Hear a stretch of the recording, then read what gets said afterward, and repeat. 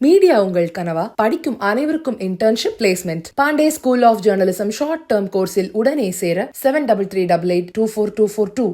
மும்பை தாக்குதலில் ஈடுபட்ட பயங்கரவாதியான அஜ்மல் கசாபுக்கு முந்தைய காங்கிரஸ் அரசு பிரியாணி வழங்கிய நிலையில் பிரதமர் மோடி பயங்கரவாதியை நீதியின் முன் நிறுத்தியுள்ளார் என்று மத்திய அமைச்சர் பியூஷ் கோயல் தெரிவித்துள்ளார்.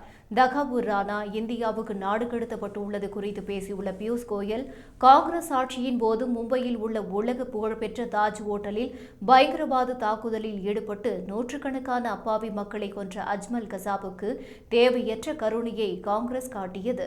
பயங்கரவாத தாக்குதலில் ஈடுபட்ட கசாபின் மீது எந்த நடவடிக்கையும் எடுக்காமல் அவருக்கு காங்கிரஸ் பிரியாணி வழங்கிய நிலையில் பயங்கரவாத தாக்குதலில் ஈடுபட்ட குற்றவாளிகளை நீதியின் முன் நிறுத்த வேண்டும் என்ற மோடியின் உறுதி பார்த்தால் அமெரிக்காவில் இருந்து தகாவூர் ராணா இந்தியாவுக்கு நாடு கடத்தப்பட்டுள்ளார் என்று தெரிவித்தார்.